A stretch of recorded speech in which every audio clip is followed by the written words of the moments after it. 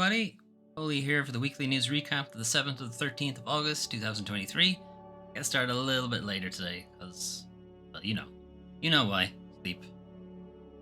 The reason is always because I like sleep. Alright, anyway, let's jump into it. So, THQ had a showcase this week.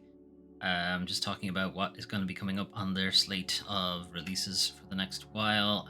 So some things shown off. South Park Snow Day, eschewing the cartoon's classic construction paper look in favor of boring old 3D. So yeah, the trailer honestly doesn't look all that impressive. It looks like it's going for a battle royale type thing. If YouTube would like to play ball, doesn't seem like it wants to. Any second now. Thanks, YouTube. Yeah, gonna everything load in now or what? No? Just want to be shitty? Just want to be shitty to me. Okay. That's fine. Anyway, South Park Snow Day looks like it's going to be a battle royale type thing, or like a co-op brawler type situation. But either way, no, it doesn't. It doesn't look as good as the previous South Park games because at least they looked like they were actual like cartoons, whereas this one is clearly a 3D model asset type thing. Anyway, that's South Park Snow Day. Gothic shown off remake. So the Gothic remake was shown off a good while ago now. But this is Alkema Interactive's remake of Piranha Bytes cult classic 2001 action RPG. Gothic is effectively a budget version of the Elder Scrolls type games, so Oblivion for the most part. 2001 would have made it, I think, Oblivion style. Anyway, the trailer is entirely CG, so it's not showing off any gameplay. It's just kind of confirming for people who have played the original game that the setting is still the same. The game still starts with you as a prisoner in a mining camp. Perhaps you were not wrongfully imprisoned. It's entirely possible you should have been imprisoned, considering how this guy interacts, or at least this protagonist in the trailer. But again, as I said, it's all CG. We don't really know what the game actual gameplay will look like. You know, are these in-game assets? Probably not.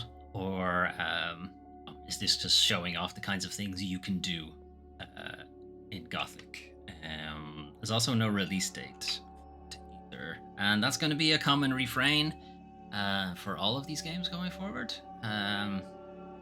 South Park Snow Day also doesn't have a release date. Outcast: A New Beginning. So Outcast: A New Beginning is a sequel to a 1999 game. Yeah, this is quite the throwback. There's actually a fair bit of THQ's showcase was all about throwbacks to games from fucking years ago. So Outcast 2: A New Beginning, you are this, your standard protagonist, your standard male, white, brown-haired protagonist. It's hard to tell if I'm actually all that interested in the game. The traversal mechanics look really good. Like, there's bits where he's in his jetpack, and there's bits where he like drops down. They can catch something like that. Like this kind of shit. That looks great. And if it is open world, as it's sort of claiming to be, then you should be able to do a lot of that. Dropping in from outer space kind of things. Just dead drop onto enemy locations and what have you. The actual shooting mechanics don't look great, but as I said, the traversal mechanics look really good. So, see how that plays out. Similarly, however, there is no release date for this. Space for Sale is a management sim kind of thing where you are effectively very hands-on with the management of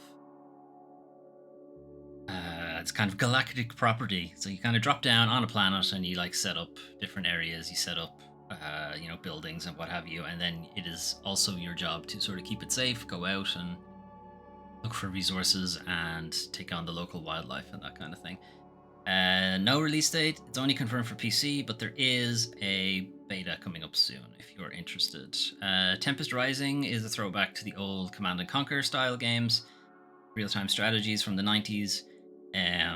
Tempest Rising also doesn't have a release date. But it does have a playtest going on currently. It started on the 11th and will be running until the 28th of August. That interests you. Again, Tempest Rising, Command and Conquer type thing. Just the Command and Conquer Red Alert. Very similar. Titan Quest 2. So out of nowhere, and 17 years later or something, there's a Titan Quest sequel. So Titan Quest, the original was a Diablo clone. It's a Diablo 2 clone that kind of just hewed closer to like Greek mythology kind of stuff instead of Diablo's more like Western fantasy kind of things. This trailer is entirely CG, so we don't have any idea of what the game itself will actually look like. But this should be it'll be interesting to see where they go with Titan Quest 2, because Diablo has gone down the live service route. I think a lot of fans of Diablo are a bit annoyed about that. I certainly am, and would have rathered a more, contained, cohesive campaign as a start, middle, and end, and that's it. Maybe an expansion in a few years, and we're good. Not a game where we have to jump in and play it every day to get the most out of it, kind of thing. And for that reason is why I haven't touched Diablo 4 since it's been released. But Titan Quest 2, I feel like THQ doesn't have the money to make something like that. So it's possible they will just make a pretty standard, story, beginning, middle, and end campaign kind of thing. Maybe an expansion down the road. Just Diablo 2, but for modern hardware. That'll work. Anyway, as I said, that is a entirely CG trailer, so you can check it out yourselves. But again, no release date, no idea when it's coming out. Trine 5, A Clockwork Conspiracy, is like one of the only games shown off in the showcase that actually has a release date. It's out at the end of the month on pretty much everything. 31st of August, Trine 5. Again, Trine has been going on for a long time. It is a co-op. It's a game you can play singularly, but it's 3 characters. You have your warrior, your rogue, your mage, and they all have different abilities. The mage is probably the more interesting in that they can make constructs to help with platforming. They can make like flat ledges for you to walk on. They can make like big cubes so you can climb up them and stuff like that. The rogue can swing from different locations on the map, and the fighter has a shield that can be used similarly for interesting platforming type things. So he can put the shield over his head, and then you can climb on the shield, and then you can jump. So there's some interesting mechanics there. Trine is very much a game you want to play with other people. I find it's not all that interesting by yourself. Alone in the Dark also does have a release date, but we had known about this for quite some time. The Alone in the Dark trailers are just more showing off their facial motion capture or performance capture stuff. It's pretty impressive, honestly. Alone in the Dark is launching 25th of October and is a throwback to the 1992 survival. So keeping with the THQ theme, at least, of let's make a sequel to a game or a reboot to the game that came out fucking years ago. Anyway, I'm not complaining. Go for it. It's just kind of strange that it's so many of their games are like that. Last Train Home is a title we had seen before. It is taking a bunch of Czechoslovakian soldiers back from, I think, World War One. I think it's World War One, or I think it's maybe one of the Russian civil wars. I'm not sure.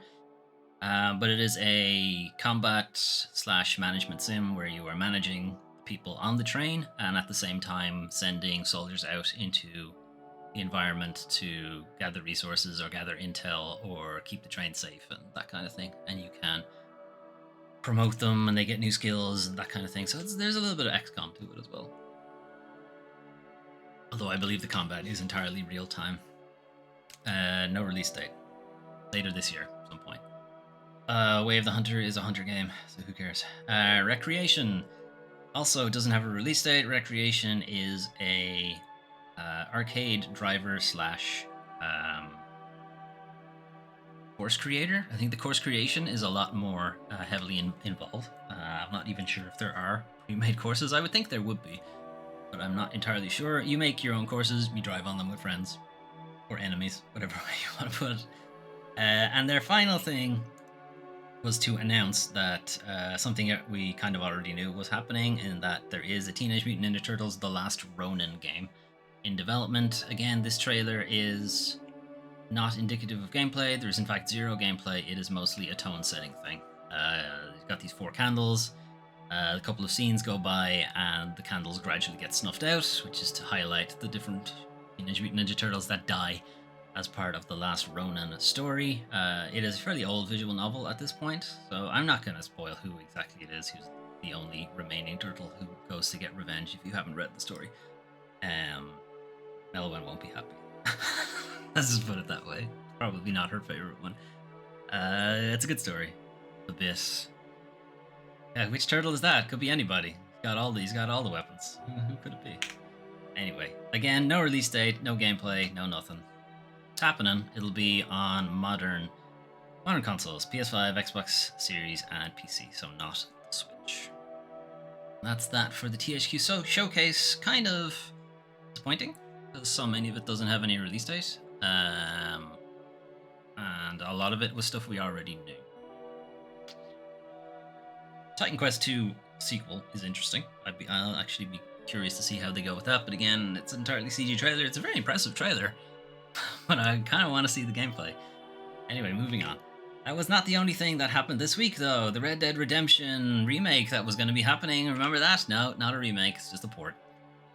So Rockstar are going to port the original Red Dead Redemption to Nintendo Switch and PlayStation 4. Why isn't Xbox there? Well, funny you should ask that. It's already on Xbox, technically. The Xbox consoles are backwards compatible all the way back to the 360. Red Dead Redemption is a 360 title. So you can already get Red Dead Redemption on the Xbox and have been able to ever since. And in some cases, it's a better prospect than what Rockstar are bringing out here. So Rockstar are going to bundle the original game and Undead Nightmare, which is the DLC, the zombie mode DLC kind of thing that lots of people really like and I really don't. I found it really boring, but whatever. Those bundled together, and apparently that's $50. Does that seem fair? Let's put it this way. You can get it currently on the 360 for $30. And not only that, it has all of the multiplayer and DLC stuff that the new port version will not have. The new port will not have any multiplayer. And it will not have any of the DLC that was associated with that multiplayer. Additionally, it doesn't have any, 60 frames per second or anything like that. There's been no attempt to improve any of the gameplay or anything like that. But yes, $50, please, from Rockstar. Yeah, they could not. I don't think they could possibly have disappointed people more. Like not bringing the game out would have been less disappointing than what they decided to go with. But here we are. Anyway, moving on. Detective Pikachu Returns has a release date. It's going to be coming out on the 6th of October. So just more of this trailer is just showing off the shenanigans of Detective Pikachu. Just think if you haven't played the original or are not completely unfamiliar with it, the Detective Pikachu series is effectively Ace Attorney, but Pikachu. Basically. What I think has changed in this one is certain Pokemon can also help you during your investigations. So I think they show off Growlithe, which is a dog Pokemon, and they can sniff out, sense and follow people and that kind of thing, and they'll help you. But there are other Pokemon that can help you as well. Clefairy, I think, does something for you as well, but I don't think it came up in the trailer. But yeah, the kind of deal is that Growlithe will help you out. And other Pokemon interactions and that kind of thing. It's just a fun way to, interact with Pokemons that isn't your standard Pokemon game. Anyway, that'll be 6th of October. Okay, then we have the Devolver Delayed Showcase, which was actually very funny, even if it was delivering not bad news exactly, but a lot of Devolver games have been delayed out from 2023 into 2024. So they're showing off some of them here, some of the games that won't make it out, which is just a very funny way to do it. But first up, the Plucky Squire not coming out.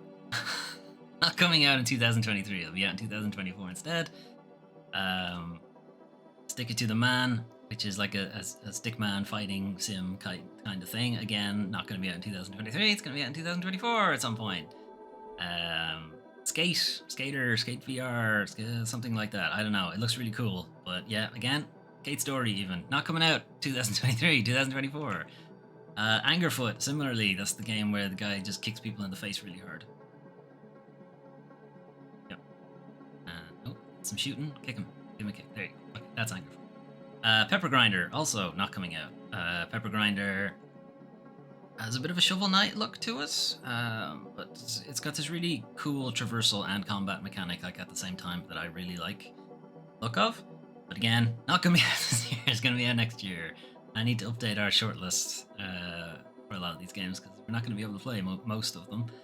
But yeah, that's a lot of games that are not coming out. But some games that are still coming out. Umbrella is still coming out. Wizard with a Gun is still coming out. Cosmic Wheel Sisterhood is still coming out 2023. Karma Zoo 2023. I don't know what that game was. Okay. Anyway, still a couple of games are still coming out. Anyway, that's a fairly short video. I would encourage you to watch it because it is very funny. Like a lot of Devolver's productions. It is a very funny video.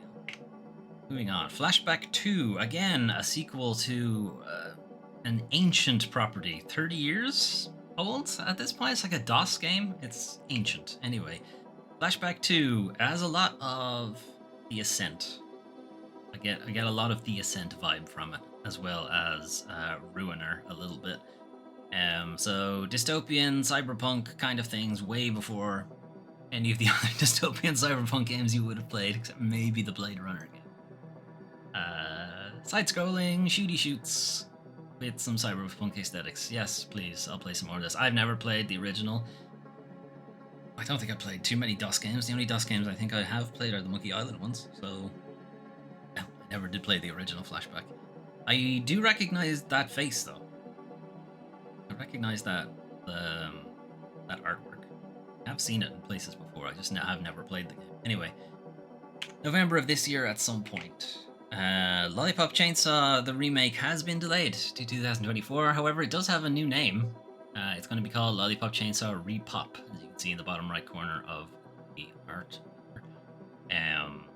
That's kind of all we know about it. Like, we haven't seen any gameplay or any changes, that kind of thing. All we do know is that, one, it's been delayed now.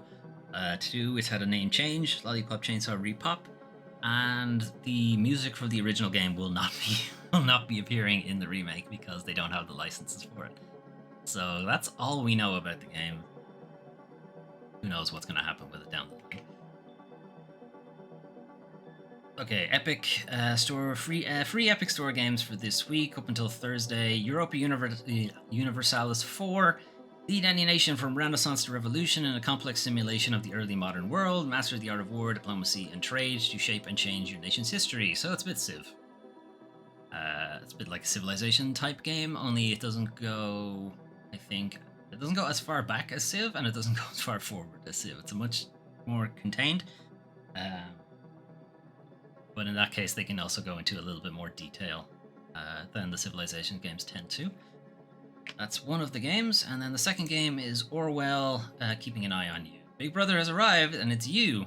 Investigate the lives of citizens to find those responsible for a series of terror attacks, but be warned, the information you supply will have consequences. So the idea with Orwell is it's got a bit of Papers, Please to it. You are effectively given like surveillance, I think, of like a community block, effectively, and you're just monitoring people to see if they are suspected terrorists or if they should be sent, their information should be sent to the government and what have you, and so on. And maybe sometimes you might send some things that maybe you shouldn't have sent, or maybe they're not actually involved in any of the terrorist plots, and now you've kind of got them on top of, at the highest point of the list of the government. It mightn't really be necessary. Anyway, it's got a little bit of that grey morality to it. Anyway, that is free, as well as Europa Universalis 4 until Thursday of this week. Okay, so monthly games. The PlayStation Plus Catalogue is getting some additions later this week, so probably Tuesday or so. So coming to PlayStation Plus Extra and Premium is Sea of Stars. Sea of Stars is a kind of throwback to Chrono Trigger type games or Secret of Mana type games. This won't be coming on Tuesday. This will be the end of the month. But yeah, we played a little bit of it as part of Steam Next Fest, and I was very impressed by it. Moving Out 2 is a sequel to Moving Out. Moving Out you can think of as Overcooked, but instead of cooking things, you are helping friends move their stuff, basically. Moving Out 2 kind of delves a little further into like fantasy land kind of things. Moving Out 1 was still very much in the real world, even if it was cartoonish. Moving Out 2 kind of drops in a little bit of fantasy land. But it is a fun game. It's one of those relationship tester type games. Destiny 2 The Witch Queen, another expansion to Destiny 2, joining the catalogs. There's a couple of them there now. Get them before Bungie decide to vault it again, as they tend to do. Lost Judgment, sequel to Judgment, puts you in the detective shoes of Takayuki Yagami. So the Judgment series is kind of an offshoot of the Yakuza series. We aren't playing any Yakuza guys or gangsters or former gangsters or new gangsters or anything like that. Takayuki Yagami is a detective or a private detective, and in Lost Judgment, I think he has to go undercover in the school, try to suss out some shit that's going on there, and shenanigans. Yeah, as your typical Yakuza style game shenanigans. It's fun. Destroy All Humans 2 Reprobed is a remake of Destroy All Humans 2. Very old school, like third-person action shooter type thing. You play alien guy, and it is very like irreverent style comedy. 2 Point Hospital Jumbo Edition. 2 Point Hospital was a spiritual successor to Theme Hospital. Since Maxis and EA aren't really doing that kind of thing anymore, they decided, hey, you know what? We like those games, so let's just make them. The 2 Point Hospital Jumbo Edition should include all of the DLC as well. There is also 2 Point Campus, not part of the catalog. I think it's on Game Pass, but that is like the sequel. Source of Madness is a roguelite, side-scrolling action slasher type kind of thing, and has extremely interesting art style that this image does not do justice to. In motion, it looks very, very strange and very weird, and I kind of always want to play it just to see how weird it gets. Curse to Golf, another roguelike, but this time golf. You have 18 holes to get through, and you just have to get through them and you'll win. But of course, this is a golf course in the underworld. Some shenanigans are going on, magic and so on, and you have boss fights and whatnot. It's a very funny kind of game. Dreams, previously was on the PlayStation Plus monthly games, is now been added directly to the catalog. DJ Masks, kid game. Sure, it's fine. I don't know. Hotel Transylvania, similarly. Baby game for babies. Lawn mowing simulator landmark edition. This is the dad game for dads, obviously. Spellforce 3 Reforced. Unique mix of an epic RPG storyline blended with accessible real-time strategy elements. Oh god, it's North. Midnight Fight Express. We played a little bit of it on the channel. It is a very old school brawler type game. I really enjoyed it, and now it is, if you have PlayStation Plus, at least PlayStation Plus Extra, you'll be able to check it out yourself. Straight into premium classics, 3 PSP titles, Medieval Resurrection, which I believe was it's like a port of the original Medieval, but to PSP, has some other changes to it. Ape Escape on the Loose, again, it's kind of like Ape Escape, but on the PSP, again, there's some strangeness to it. Pursuit Force Extreme Justice is a very dumb, very B-movie thing, where you are a special branch of the police. You're the Pursuit Force, you just get into high-speed chases, and you're like jumping from car to car, and it is very ridiculous. It's fun for a bit. Like a lot of PSP games. I can't see myself sitting down to play them, kinda, for hours. PSP games, in a lot of ways, were almost designed specifically for you to play them for like 20 minutes at a time and then move on. Anyway, speaking of moving on, those are some of the games you can play soon, but what if you wanted to play something right now? Well, you can play Atlas Fallen.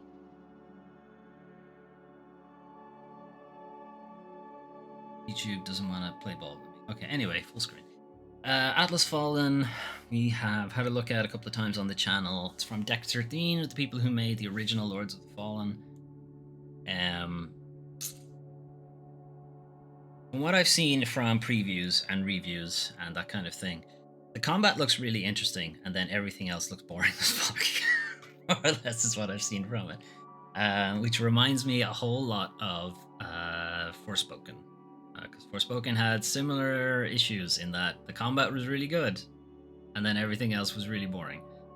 So I'm kind of getting the same vibe from Atlas Fallen. It's going to be a really, really interesting combat, and then everything else is boring. Except maybe the traversal. And the same for Forspoken. The traversal is interesting, but everything else isn't. Anyway, that's Forspoken. And then Stray Gods, the musical or something. Yeah, okay, what's the full title for this? Stray Gods, the role-playing musical, right?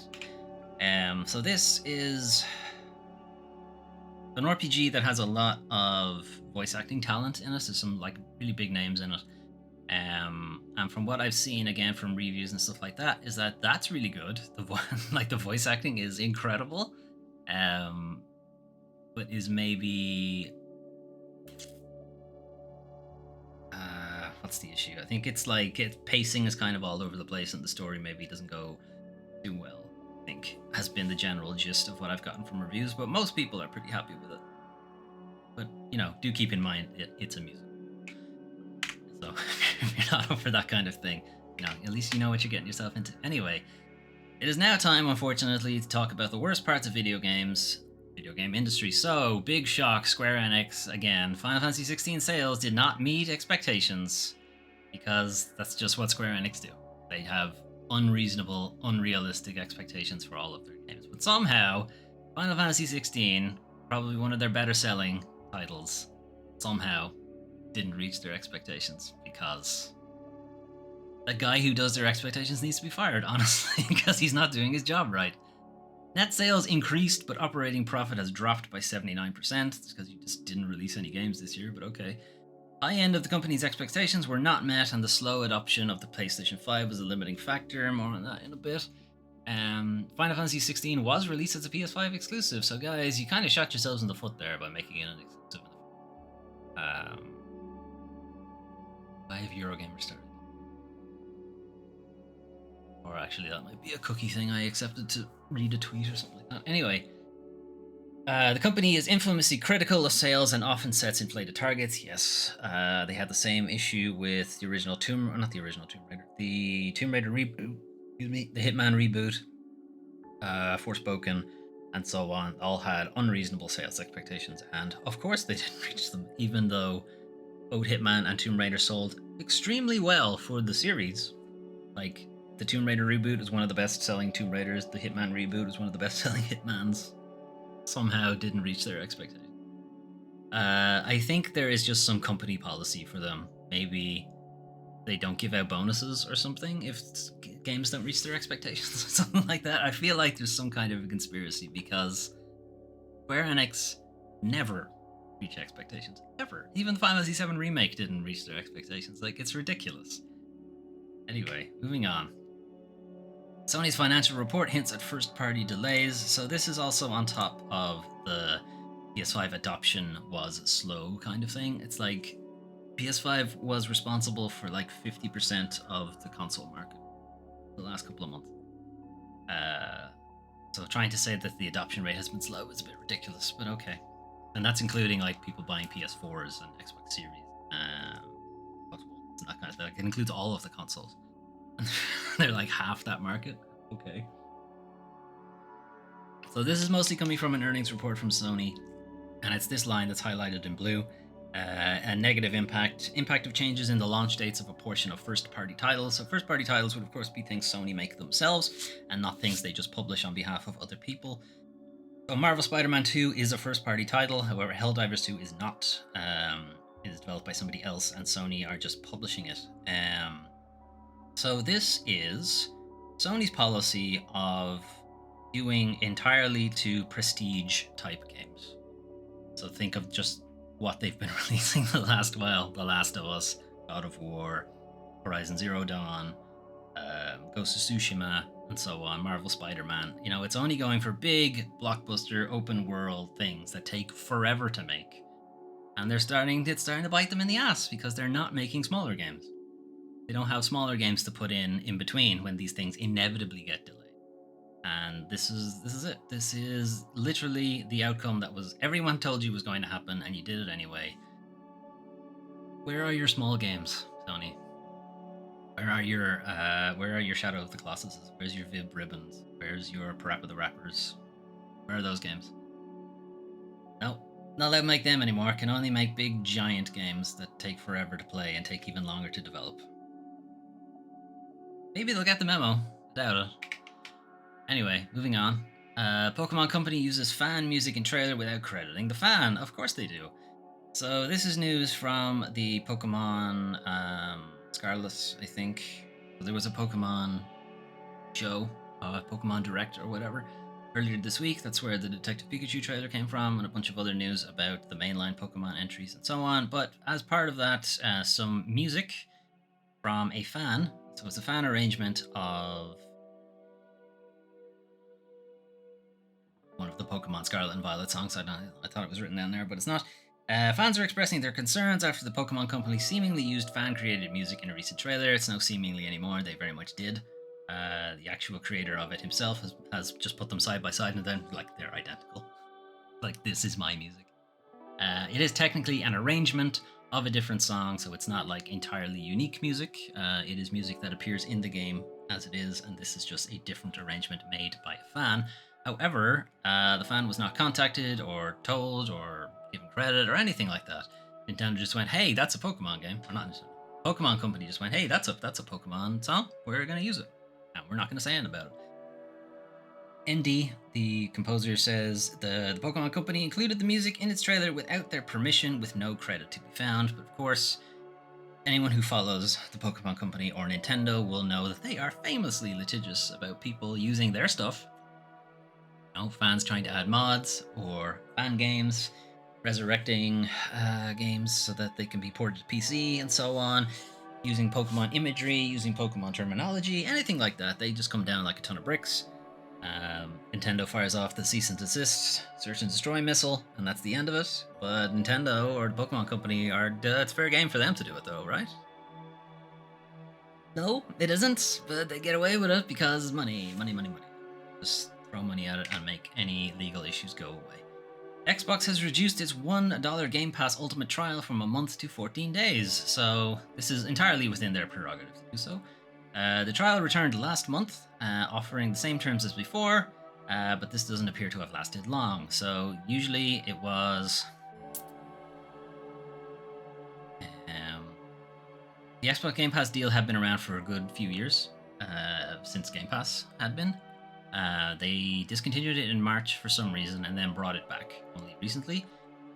So it's effectively you pay $1 and you get all the Xbox Game Pass stuff for your first month. Then after that, you pay the regular amount. But for whatever reason, they have cut it in half. It used to be 4 weeks, now it's only 2. Just in time for, hey, what game would they not want you being able to just play effectively for $1? What game coming out soon that is a Microsoft exclusive and a Game Pass exclusive? What game would that be? Pretty big one, I think. Starts with an S, ends in Tarfield. Anyway, this is purely that they just don't want you to be able to finish Starfield, more or less, for $1. Well, that's all that is. You want to make sure you have to pay extra for it. Anyway, Baldur's Gate 3 developer demands full list of uncredited translation staff immediately after localization team left uncredited. So this was news in that, like, a tweet went out to Larian to say, like, you know, all these people who work years on the script and so on for localization, they're not credited in the game's credits. And Larian are like, that's the localization company's problem, but we have asked them for the whole list, and when the patch, or when they give us that, we'll add them into the next patch. Larian has taken immediate steps to ensure localization staff currently left out of the game's credits are listed in full via future patch. The game's credits currently only list a fraction of the localization team who worked on the game. Larian say the issue lay with the list of staff it was given by the localization firm Altagram. Full credits will be coming in Hotfix 3. As soon as Larian were made aware, we took steps with Altagram to remedy this immediately. Larian has since clarified that the changes will be ready in time for patch 1.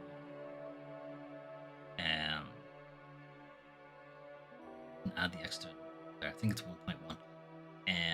Yeah, so the issue here, of course, is that localization are part of QA. QA is part of testing.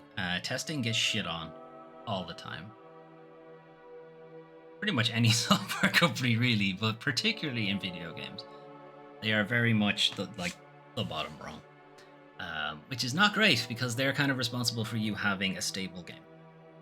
That's their job. Their job is to make the game stable. Or not make the game stable, but ensure that it is. Push back on things that would make the game less fun for people to play, and that kind of thing. And it's no surprise that they were the first branch of video game development to unionize. Because they are definitely the ones who need it the most. And they're definitely the ones who are abused the most in video game development. And here's just another example of it. Their names just aren't even in the credits. And that's their own company not putting their names in the credits. It's not the developer doing it. That's their own, localization company itself not putting everybody's name in it. I believe in another story it was because they were hired freelance consultants for localization rather than actual employees of Altagram, and that's why their names weren't included in the credits. But that's still pretty shitty. That's still pretty shitty. Anyway, Larian are doing their best to remedy that, but it should not have happened in the first place. Anyway, we're going to finish off with some silly things happening in the community. So Overwatch 2 launched on Steam, and then Steam reviews are predictably brutal. Say porn is the best part of Overwatch. They're not wrong. Okay, anyway. So previously, before Overwatch was available on Steam on stage this week, it was previously only available through Blizzard's Battle.net shop, which does not allow users to leave public comments. So players haven't had any real way to just post vitriol about the current state of the game, other than through the forums, and the forums can be moderated and things can be deleted, and so on. Blizzard do not have control over comments left on Steam reviews. That's Valve's job, and Valve are very hands-off on that kind of thing, so they are getting annihilated. Getting dirtied by years' worth of unsaid rancor, over 42,000 reviews, lending itself to an overwhelmingly negative rating. There were 11% of those reviews are actually positive, so oof on that. The most popular review is that the people who make Overwatch porn work harder than the people who make Overwatch. Fantastic. Some other reviews, bad game, good porn, and not to be outdone on the localization end, bueno porno. Fantastic. Devoted players just really miss what they feel Overwatch used to be, a good shooter that didn't constantly beg for your money with a battle pass. If you like collecting cosmetics, Overwatch 2 expects you to hand over your entire wallet. A negative Steam review with over 13,000 upvotes said, "This game is fun, I still feel the experience I love so much is there. It's just damaged by such intrusive greed, I can't recommend it to anyone." Then another review, "Overwatch 2 is a cash grab, a wicked attempt to generate more revenue on a popular game Blizzard made years ago." So yeah, it is in fact, as of the time that I checked in on it, I think it is the worst reviewed game on Steam right now, which is pretty bad. It's sitting on like a 1.01 review score out of 10. Good shit. I think you may have overstepped with Overwatch 2, Blizzard. Anyway, moving on. A new fan-made port of Wipeout can be played in your web browser. So this is actually following on from a story we did a while ago. Not that long ago, maybe one or 2 weeks ago, where somebody had gotten the original Wipeout working on PC, not using the PC port, because the PC port is garbage. So they have the actual PS1 version working properly, and now they have ported it just to the browser. You don't even really need to download anything. Wipeout was developed in the UK by Psygnosis for the original PlayStation, and the first game in the series was released in 1995. It was a huge hit. The last time we saw anything from Wipeout was 2017, which was the Wipeout Omega collection, and that was not a new game. It was just a collection of previous Wipeout games. So the last actual new Wipeout game, man, a long time. PS2 maybe. I don't think there was a PS3 Wipeout. So yeah, PS2, maybe PS Vita. Anyway, the message from the developer itself is like, hey, if you want to get involved, you know, there's lots of bugs still to fix, new and old. The GitHub is there. You can clone it and, contribute if you feel like it. And then also, if anyone at Sony is reading this, please consider that you have, in my opinion, two equally good options. Either leave it alone or shut this thing down and get a real remaster going. I would. So yeah, it is entirely playable through the browser.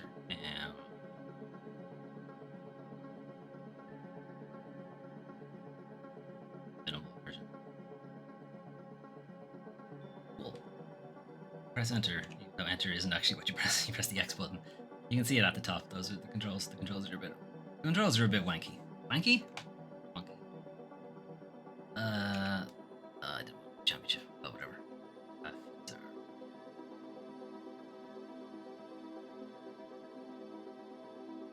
I do this entirely without any audio too. God, fuck's sake! Playing Wipeout on keyboard. This is really weird. Not even keyboard and mouse, just keyboard, no mouse. How do I? Oh.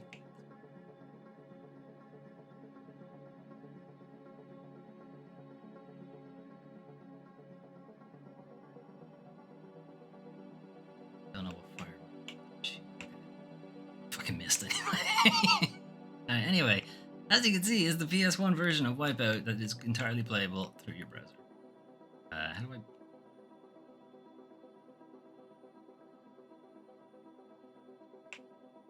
And he got my way anyway. Fuck. Hey, Malwan, how's it going? Just playing a bit of Wipeout in my browser.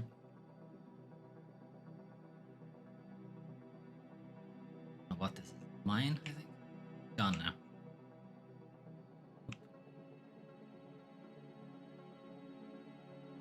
Never play a racing game on your keyboard. I don't know how anybody can play it. Keyboard and mouse.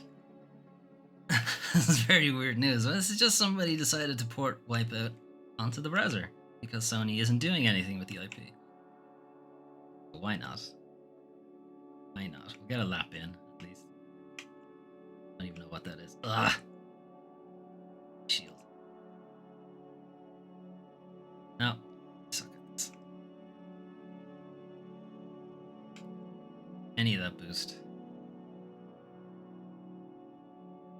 Right, anyway, never play a racing game with keyboard. Oh, anyway, there's a lap. Right.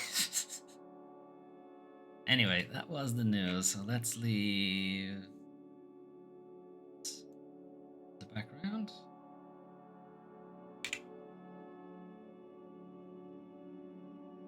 Never played Mario Kart? I've played Mario Kart, I've just never played it without a controller. That's all. I've never played it on a keyboard. Anyway, that was the news for the 7th to the 13th of August 2023. So THQ had a showcase showing off a bunch of games that we have no idea when the release date is for the vast majority of them. The South Park game looks kind of crap. They've gone for 3D instead of leaving it in 2D. Titan Quest 2 is getting a sequel from a game that came out 17 years ago. So that's interesting. Outcast 2, similarly, very old title. Gothic 1, also a remake of a very old title. Not a whole lot of new IP from THQ. A little concerning. You know, you kind of want to get some new stuff in there too. Speaking of remakes and remasters, Red Dead Redemption. Rockstar announced a Red Dead Redemption port for Switch and PS4, not the remake that everyone was hoping for. They've managed to disappoint people even further than just not saying anything. Saying nothing would have been less disappointing than what actually happened. Not only that, why wasn't Xbox included? Because it's actually already there on Xbox and has been since the game released. The Xbox is completely backwards compatible all the way back to 360. And if you don't own it already, it is cheaper to get it on Xbox. It's $30. Even if you include Undead Nightmare on top of that, which I think is $5 DLC, so $35 versus $50 that they're asking for the PS4 and Switch version. And the PS4 and Switch version won't have any multiplayer elements. Not that I particularly care about multiplayer elements, but they've taken things away and are now charging extra on top. Cheaper and better in Xbox, indeed. Very much so. And I mean, you can always just get the disc. Find a secondhand shop somewhere. Probably get it even cheaper than that. The discs are also backwards compatible on Xbox for that. Anyway, that was that. Lollipop Chainsaw remake has been delayed to 2024. Devolver Digital also had a Devolver delayed showcase where they delayed a bunch of games into next year. It's a funny way to deliver the news, but that is a lot of games that have been delayed from. But they still have a decent number on the way, so that is fine. THQ also. Oh no, THQ did have a new IP. Kind of. It was TMNT: The Last Ronin. So they're mostly just confirming that game is in development. The Last Ronin being a visual novel is 15-ish years old now at this point, where one of the turtles is the last remaining turtle in this sort of post-apocalyptic New York and is going to enact revenge for his fallen brothers. Can't think of anything else now. PlayStation Plus had their monthly refresh for their catalog, so Sea of Stars is probably going to be the interesting one, as it is actually a new release. Source of Madness has a really interesting art style that I'm kind of keen to check out. Dreams has been added completely to the catalog, so it's not just a monthly game now, it is actually part of the catalog itself. Other things, Moving Out 2 is also a brand new game that will be launching straight into PlayStation Plus.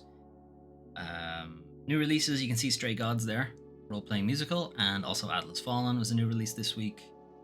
Epic Games, free games, Europa Universalis 4 and Orwell. Orwell's a bit of like a Papers, Please type thing. Kind of. It's like a combination Papers, Please and I Am on Observation Duty. Kind of like a combination of the two of them. Interesting one.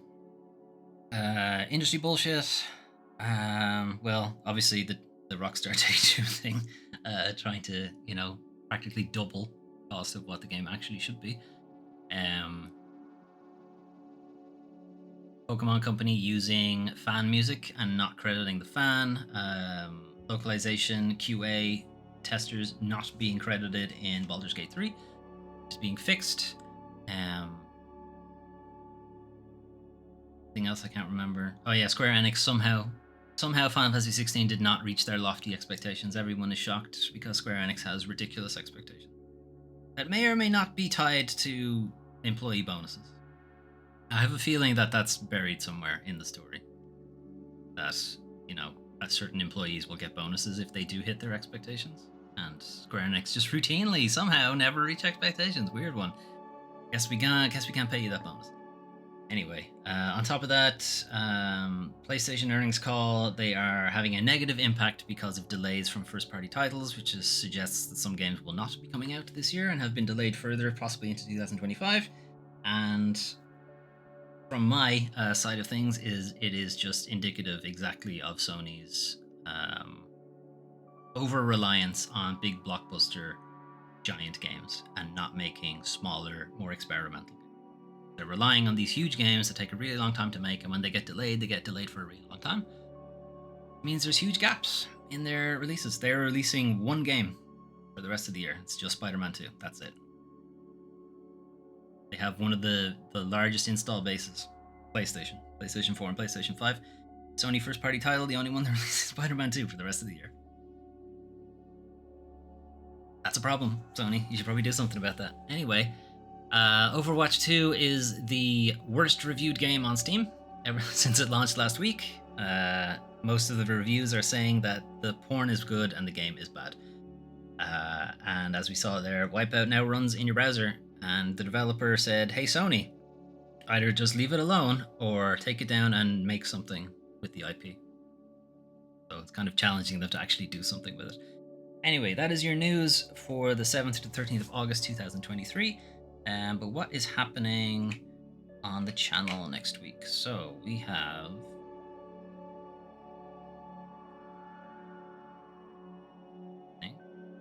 Find it. I find it. Show it to you. Okay, so we have our games roadmap, which actually hasn't changed since last week because no new games have been added and no games in progress have been finished. So we're still currently working our way through the original Final Fantasy as part of the Foley Plays Final Fantasy series. We're going to try to play through all of the mainline entries except 11 because fuck 11. We're also playing through Final Fantasy 16. Monster Hunter is kind of intermittent. We'll jump into it in and out every now and then It Takes Two we are playing with Melwyn, which we should be doing another entry later this evening. Melwyn is still around. And Resident Evil 3 Nemesis is next online for the Foley Plays Resident Evil series. I will probably alternate the Resident Evil and Final Fantasy series playthroughs. So once Final Fantasy 1 is done, Nemesis will be after that.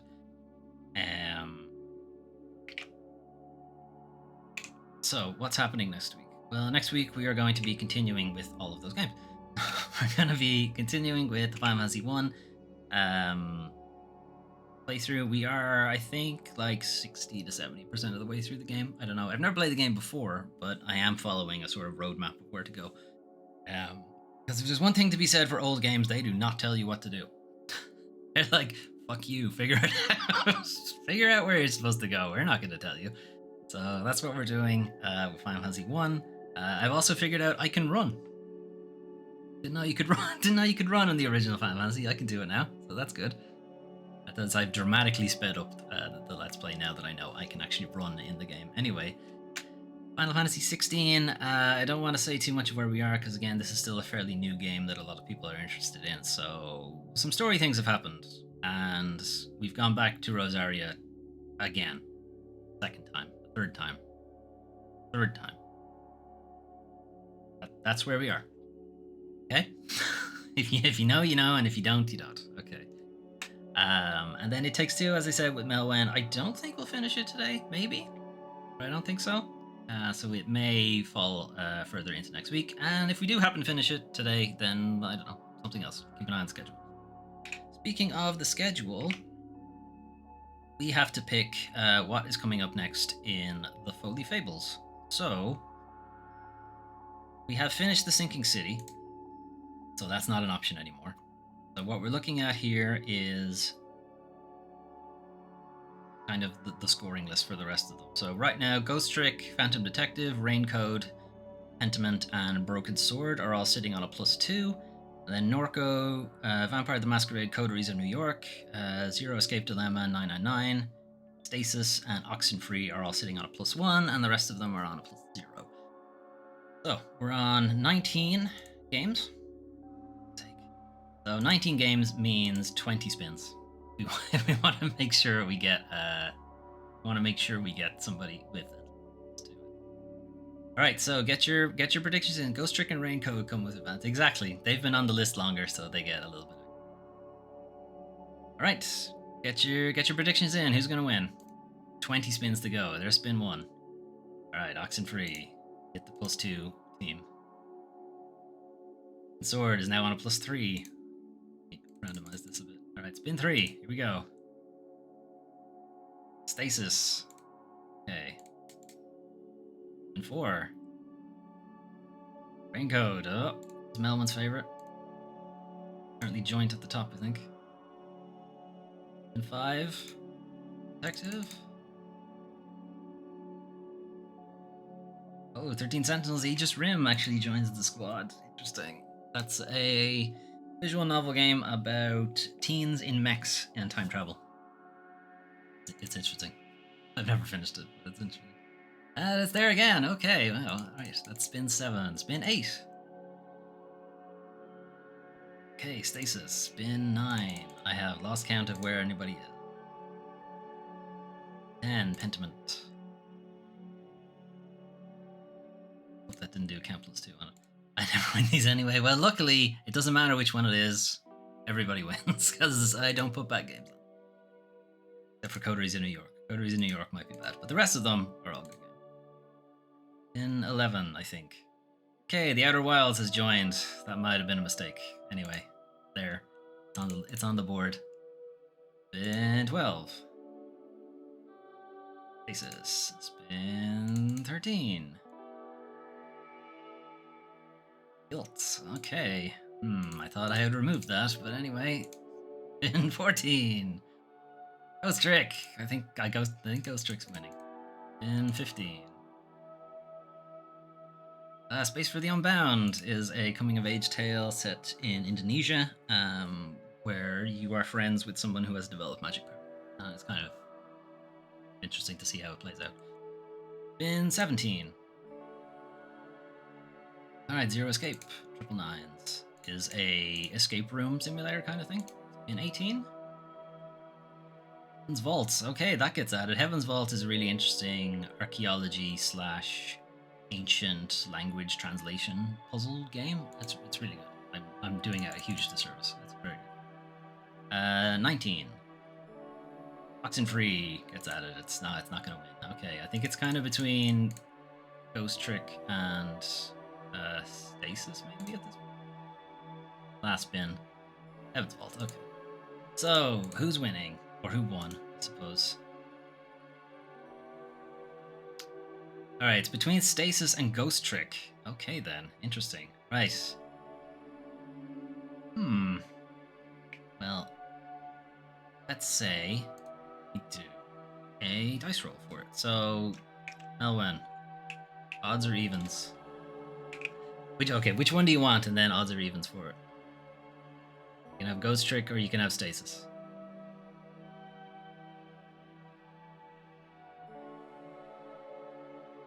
Okay, Stasis. Stasis for evens. Okay, if it's even, it's Stasis. If it's odd, it's Ghost Trick. It's odd, so it's Ghost Trick. Melwin really doesn't ever win these. Okay. Alright, so we're going to be playing Ghost Trick then. Foley Fables on Tuesday.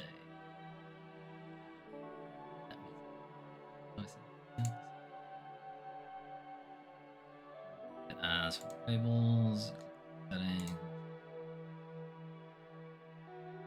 Right. Then we have to do the other one, so we gotta do Foley Games for a bit. This one. Now that doesn't have as many games on it. Luckily, I do have to add one. Let's add Atlas. I do want to try that out. Add Atlas. Good.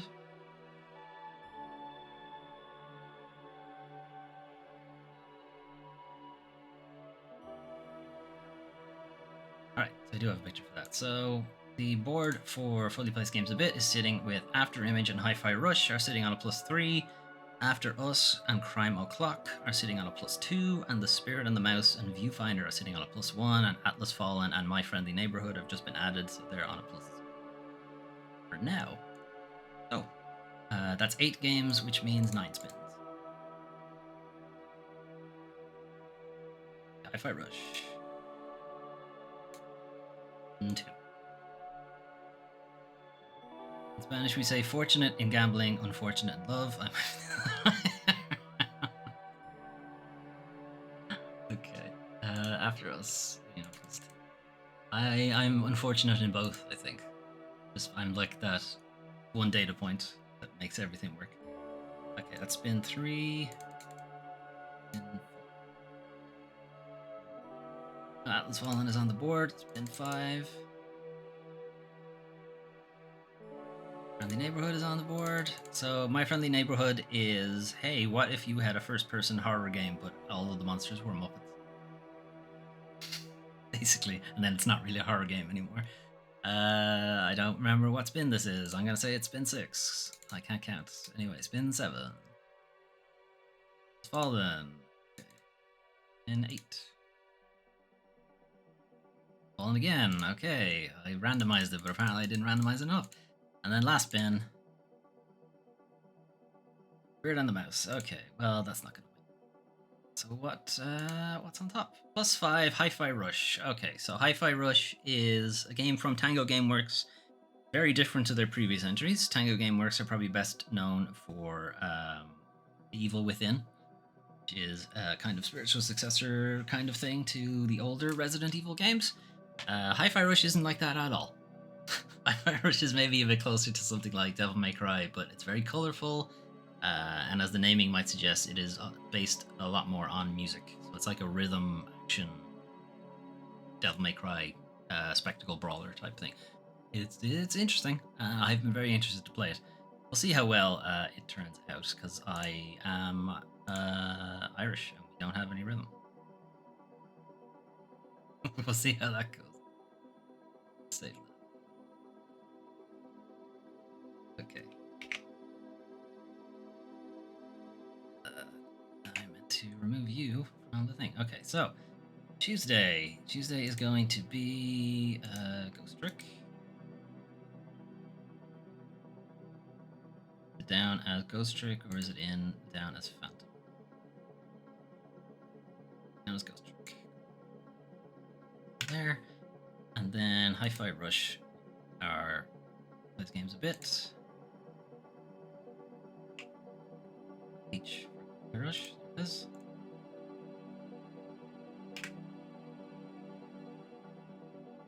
That's not top.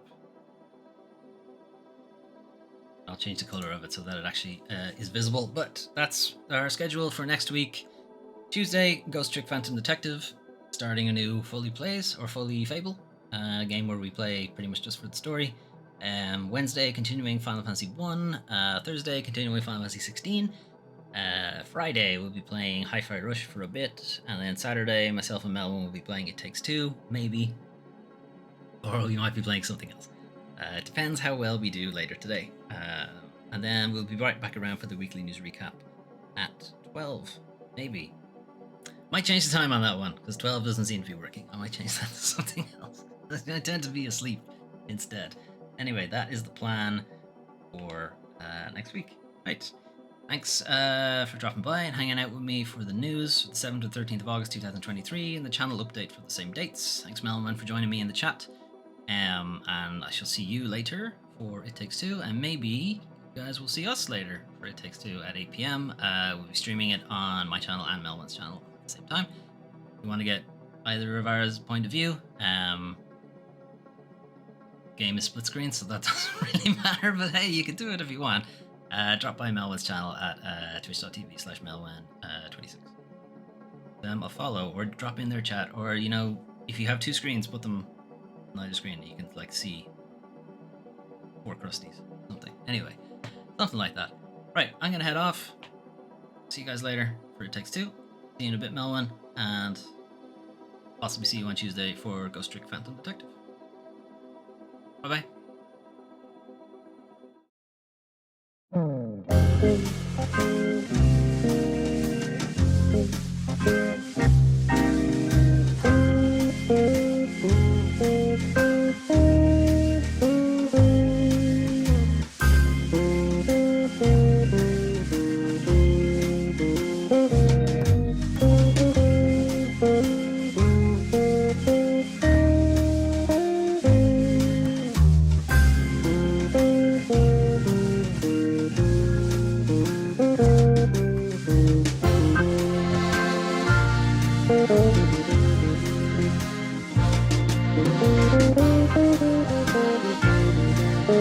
Thank you.